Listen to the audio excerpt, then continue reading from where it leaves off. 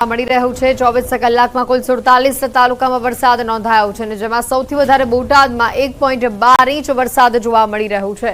દસાડામાં 1.6 inch, ટંકારામાં 1.2 inch, બોડેલીમાં 0.5 inch વરસાદ જોવા મળી રહ્યો છે। છેલ્લા 24 કલાકની વાત કરીએ 47 જેટલા તાલુકામાં વરસાદી માહોલ જોવા મળ્યો છે। સૌથી વધુ બોટાદની અંદર 1.12 ઇંચ વરસાદ ખાબક્યો છે। વરસાદને લઈને હવામાન વિભાગની પણ આગાહી સામે આવી છે। આગામી 6 દિવસ ભારેથી અતિ ભારે વરસાદની આગાહી આપવામાં આવી છે। ખાસ કરીને સુરત, નવસારી, આણંદ, વલસાડ, ભાવનગર, સોમનાથ, દ્વારકા અને સુરેન્દ્રનગરમાં ભારે વરસાદની આગાહી છે। અત્યાર સુધી સરેરાશ કરતાં 1% વધુ વરસાદ નોંધાયો છે। ગુજરાતમાં હાલ સાયક્લોનિક સર્ક્યુલેશન સક્રિય છે। માછીમારોને જેના પગલે દરિયો ન ખેડવાની સૂચના આપવામાં આવી છે। વાત કરીશું વલસાડની તો જિલ્લામાં આજે સવારથી વાદળછાયું વાતાવરણ જોવા મળી રહ્યું છે। જિલ્લાના તમામ તાલુકામાં વરસાદ વરસી રહ્યો છે। 2 દિવસના મેઘરાજાના વિરામ બાદ આજે ફરી એકવાર વિસ્તારમાં વરસાદ વરસતા વાતાવરણમાં ઠંડક પ્રસરી છે। ખેડૂતોમાં પણ ખુશીનો માહોલ જોવા મળી રહ્યો છે। વલસાડથી તસવીરો સામે આવી રહી છે। સમગ્ર જિલ્લામાં વરસાદી માહોલ જોવા મળી રહ્યો છે। વલસાડ જિલ્લામાં વરસાદ વરસતા ખેડૂતોમાં પણ ખુશાલી જોવા મળી રહી છે। વાતાવરણમાં ઠંડક જોવા મળી રહી છે। વાપી અને તેની આસપાસના વિસ્તારોમાં પણ વરસાદી માહોલ જામેલો જોવા મળી રહ્યો છે। જિલ્લામાં મુશળધાર વરસાદ વરસતા વાતાવરણ પણ આહલાદક બન્યું છે। ધરતીપુત્રોમાં પણ આનંદની લાગણી જોવા મળી રહી છે। વાપી અને આસપાસના વિસ્તારોમાં જે વરસાદી માહોલ જામ્યો છે હજી પણ આવનારા 24 થી 48 કલાક દરમિયાન આ જ પ્રકારનો વરસાદી માહોલ રહે અહીંયા તેવી શક્યતા પણ જણાઈ રહી છે। આકાશમાં કાળા ડિબાંગ વાદળોની સાથે વહેલી સવારથી જ આ વિસ્તારમાં વરસાદે એન્ટ્રી કરી છે। ત્યારે વલસાડમાં વરસાદી માહોલથી વાતાવરણ પણ ખુશનુમા બન્યું છે। ખેડૂતોમાં પણ ખુશીનો માહોલ જોવા મળી રહ્યો છે। વાતાવરણમાં ઠંડક પ્રસરતા લોકોને પણ ગરમીથી અહીંયા આંશિક રાહત મળી છે। વલસાડમાં જે રીતનો વરસાદ હાલ વરસી રહ્યો છે વલસાડ સહિત આસપાસના તમામ ગ્રામ્ય વિસ્તારોમાં પણ વરસાદી માહોલ અત્યારે જોવા મળી રહ્યો છે। જિલ્લામાં સાર્વત્રિક મેઘમહેર જોવા મળી રહી છે।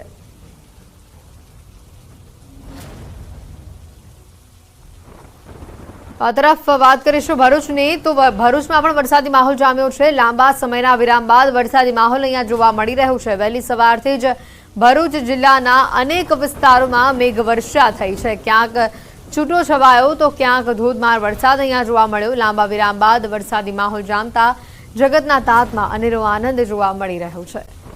પાટણના ચાણસમા તાલુકાના ધાણાધરડા ગામના પૂર્વ સરપંચ ઈશ્વરભાઈ પટેલે 35 લાખની ઉચાપત કરી છે। ગામના પંચાયતના કાર્યક્રમમાં ચા, નાસ્તા અને ભોજન ખર્ચ પેટે અપાયેલા 3500ના ચેકમાં વ્હાઇટનરથી છેડછાડ કરી 35 લાખની છેતરપિંડી કરી।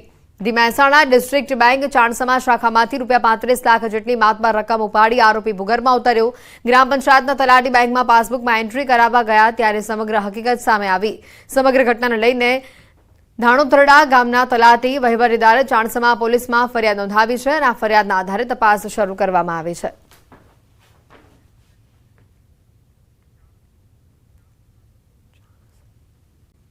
ભાવનગરથી વધુ સમાચાર જ્યાં મનપામાં રોગચાળાને આમંત્રણ આપતા આ દ્રશ્યો સામે આવ્યા છે। જામનગરમાં હાલ કોલેરાના કેસીસ વકરી રહ્યા છે। મનપાના કમ્પાઉન્ડની અંદર જ પાણી ભરાયેલા જોવા મળી રહ્યા છે। પાણી ભરાવાના કારણે મચ્છરોનો ઉપદ્રવ જોવા મળી રહ્યો છે। પાણી ભરાય છે અને એનું કોઈ નિવારણ થતું નથી અને મચ્છરોનો ઉપદ્રવ વધી જાય છે અને મ્યુનિસિપાલિટીના જે નોકરિયાત જે અધિકારી સત્તાધિકારીઓ હોય એ કોઈ ધ્યાન આપતા નથી। આજે જ્યાં જો અહીંયા એરિયામાં જ્યાં જો અહીંયા પાણી ભર્યા છે। આપણા કોર્પોરેશનમાં પણ પાણી ભર્યા છે। આજે તમે જોવો કેટલું ગંદુ પાણી ચારીકોર છે, કેવી રીતે કઈ હાલત છે। જામનગર મહાનગરપાલિકાના શહેરી વિસ્તારમાં 9 જેટલા કોલેરાના પોઝિટિવ કેસ છે તે સામે આવ્યા છે।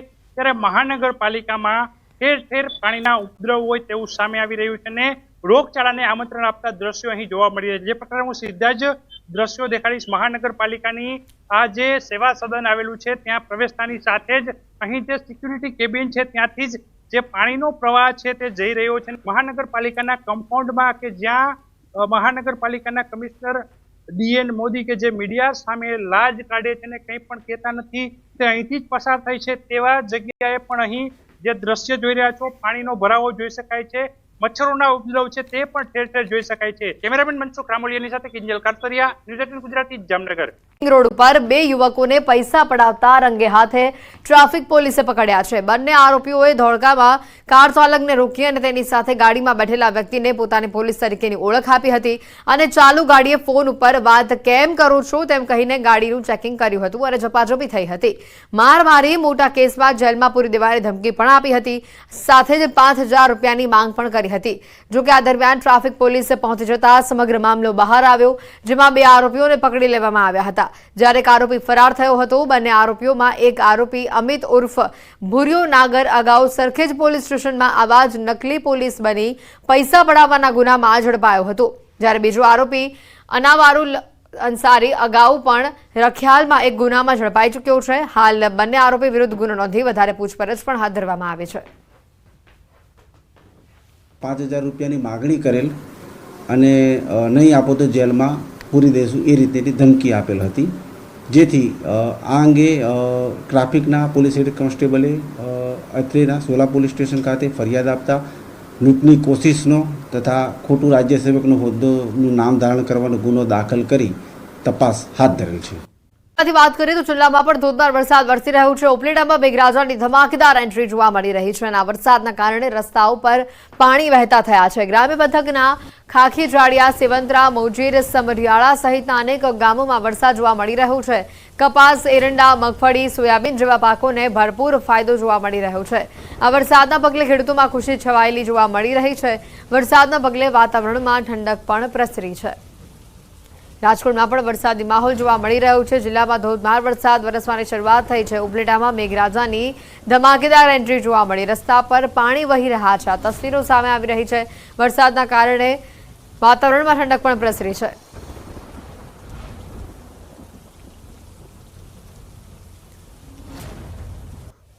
તો રાજકોટમાં સારા વરસાદથી 24 ડેમમાં નવા નીરની આવક થઈ છે। રાજકોટ સિંચાઈ વિભાગ હસ્તકના 24 ડેમો છે જેમાં નવા નીર આવ્યા છે। રાજકોટની જીવાદોરી સમાન ભાદર ડેમમાં નવા નીર આવ્યા છે।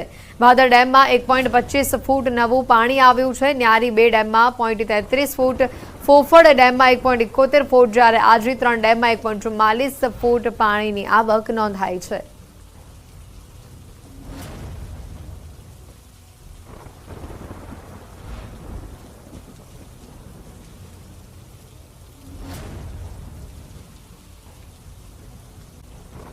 જયેશ રાદડિયા વચ્ચે કથિત વિવાદ સામે આવી રહ્યું છે। આ કથિત વિવાદ મામલે હવે નરેશ પટેલનું નિવેદન સામે આવ્યું છે। તેઓએ જણાવ્યું છે કે દરેક બાબત સાથે ખોડલધામનું નામ જોડવું તે યોગ્ય નથી। ખોડલધામ અને નરેશ પટેલ જયેશ રાદડિયાની સાથે હોવાનું તેઓએ જણાવ્યું। રાજકીય રીતે એક્ટિવ ન રહીએ તો સામાજિક કામ ન થાય। ખોડલધામ તરફથી કોઈ રાગ દ્વેષ નથી તેવું નરેશ પટેલનું નિવેદન સામે આવ્યું।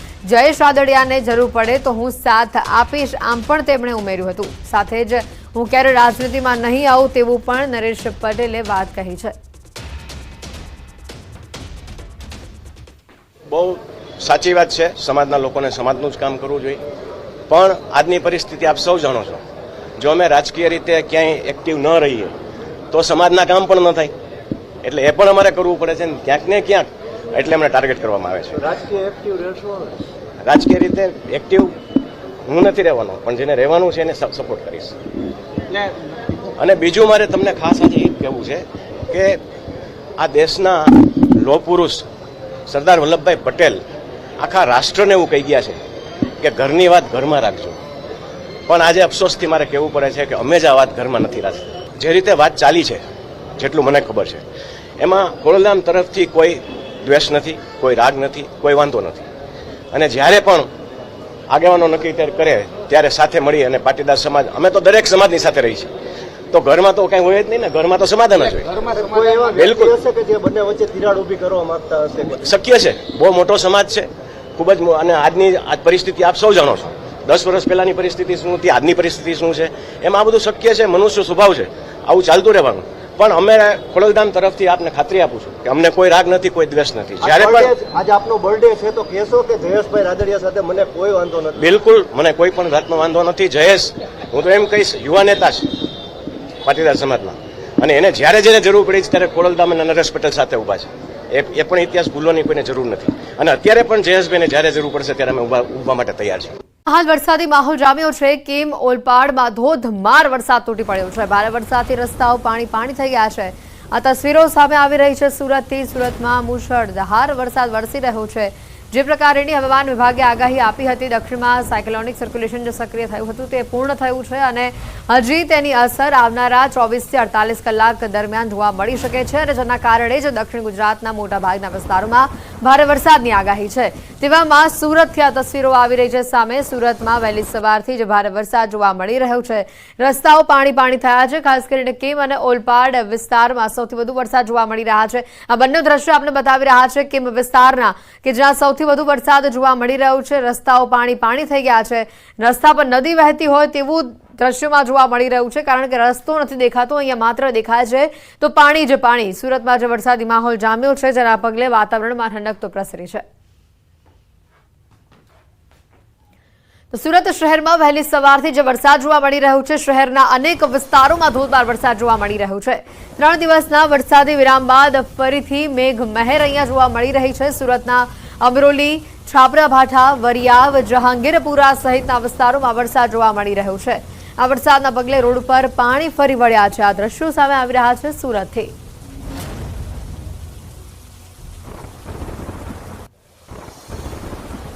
સુરત જિલ્લામાં વરસાદી માહોલ જામ્યો છે. પલસાણા પંથકમાં પણ વરસાદી માહોલ જોવા મળી રહ્યો છે. કડોદરા, કરણ સહિતના આસપાસના જે ગામડાઓ છે ત્યાં પણ વરસાદી માહોલ છે.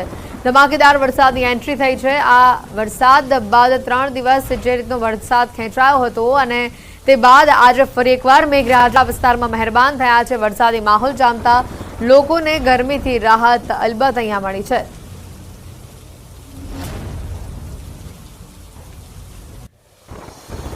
વધુ માહિતી મેળવીશું. સંવાદદાતા કેતન અહીંયા અમારી સાથે જોડાઈ ગયા છે ફોન લાઈન ઉપર. કેતન, ઓલપાડ, કેમ, પલસાણા તમામ વિસ્તારોમાં જે રીતનો વરસાદી માહોલ જામ્યો છે, મુશળધાર વરસાદ વરસી રહ્યો છે. 3 દિવસ બાદ ફરી એકવાર મેઘરાજા વિસ્તારમાં વરસી રહ્યા છે. ચોક્કસથી વાત કરું તો સુરત જિલ્લાની અંદર 3 દિવસના વિરામ બાદ આજે વહેલી સવારથી વરસાદી માહોલ જોવા મળ્યો છે. ખાસ કરીને જિલ્લાના જે ઓલપાડ તાલુકા, પલસાણા તાલુકાની અંદર જે કરણ, સાકી જેવા ગામ તેમજ ઓલપાડ તાલુકાના કેમ, ઓલપાડ સહિતના વિસ્તારોની અંદર વહેલી સવારથી વરસાદ વરસવા પામ્યો છે. વરસાદને છેલ્લા 3 દિવસથી જે વરસાદ નહીં વરસ્યો હતો એના અંતર્ગત ગરમીનો માહોલ જોવા મળતો બફારાની આંશિક રાહતમાં પડવા માંડી છે. તો ક્યાંક ખેડૂતો પણ હાલ જે આ વરસાદની આતુરતાપૂર્વક રાહ જોતા હતા, ખેડૂતોમાં પણ થોડો હાશકારો જોવા મળ્યો છે. તો બીજી તરફ વાત કરીએ સુરત શહેરની, તો સુરત શહેરના અમરોલી વિસ્તારમાં પણ વરસાદ વરસતા વરસાદી પાણીનો પણ ભરાવો પામ્યા હતી. આભાર કેતન, માહિતી બદલ.